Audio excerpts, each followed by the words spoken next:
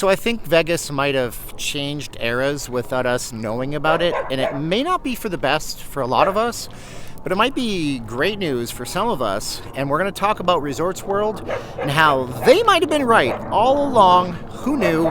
What's going on, guys? It's Steven in a sling because they tell me that if I don't move my blood, I could get blood clots after my surgery. I'm not leaving Las Vegas. Let's talk about how Vegas might have changed eras. It might have happened. You didn't even notice it. Well, some of us noticed it. So you know how we're living in this recession that isn't a recession? You could just change the definition of things on the fly. But we all know that things are more expensive. But then how come Vegas is so freaking busy? What is going on that is causing people to come here? Have you ever wondered that? And I wonder it. And then when somebody texted me and told me that the MGM Grand was $1,000 a night over the weekend and Circus was $300, it finally clicked with me. See, Vegas became recession-proof in a heartbeat. And what they did was they built the venues that needed to be built, and they got the entertainment that needed to be booked to make this a destination town where you come to spend boku bucks. I don't know where I heard that term.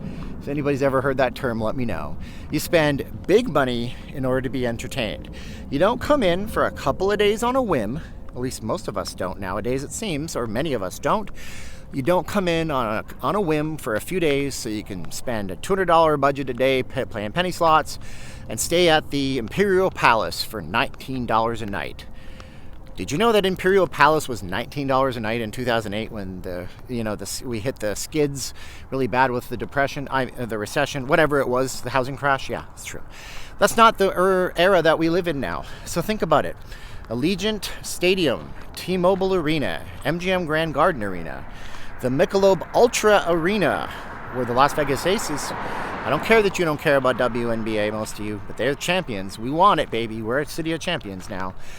Michelob Ultra Arena, where the WNBA plays. So many venues, and we're adding more. Like, seriously, not too far from the Strip, they're building a brand new state-of-the-art basketball arena with another hotel and another casino, more convention space, more of everything. And Vegas doesn't care so much about discretionary income, because here's the thing about recessions and depressions and all this kind of stuff. It sucks when we go to the grocery store and we spend everyday monies on everyday things.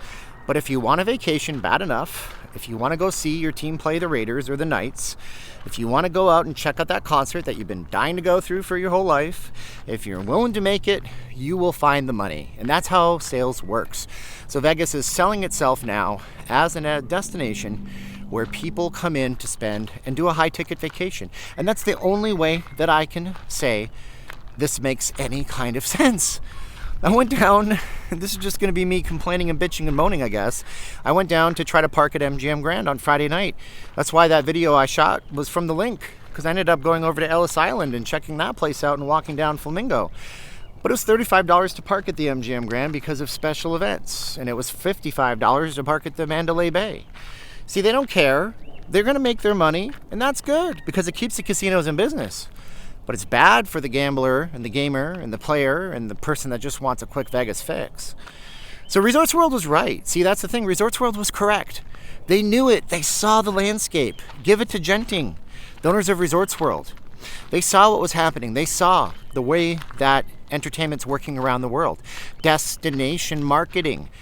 Getting people here for that big event.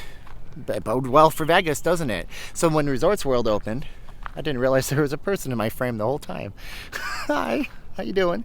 When Resorts World opened, they went ahead and they built a giant theater. They said, if we make some gaming income, that's good. Revenue's nice. But we don't care necessarily about that. We want to bring in the entertainment and have people pack us for conventions.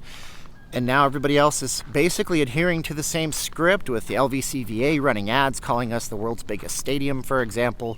Come and do all of your things here. The NBA will be here eventually.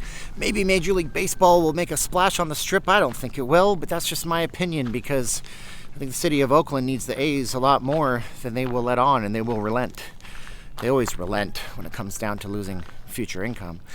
But that's what it is. So how do you, dear traveler, dear viewer, dear person that is watching this video, how do you make your life better? Well, the first thing you do is you subscribe to this channel, because a subscription to this channel would be worth a $1,000 room night stay to me.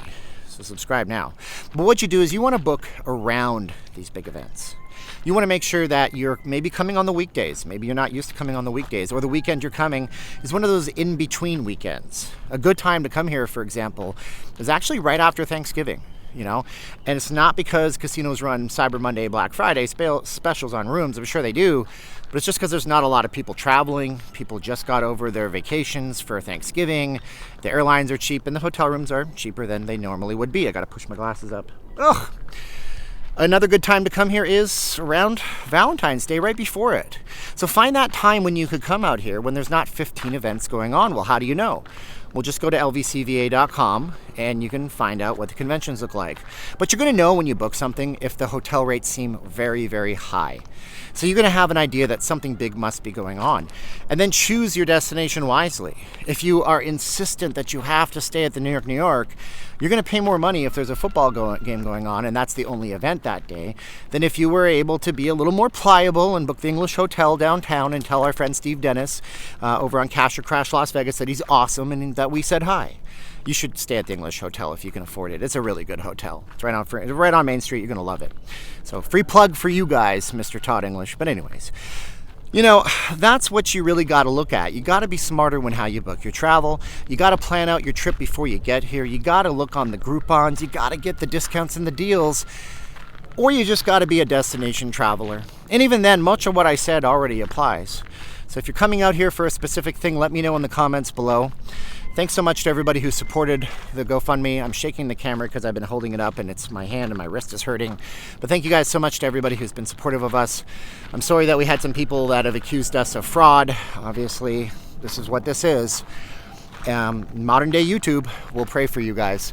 I love you all. If that was you in the past and you want to come back to the Frock, hopefully you subscribe or resubscribe. I love you, Caroline, my sweet wife over there, helping her family. Now's the time of the video where I say 3, 2, 1, click. Are you ready? 3, 2, 1, and click!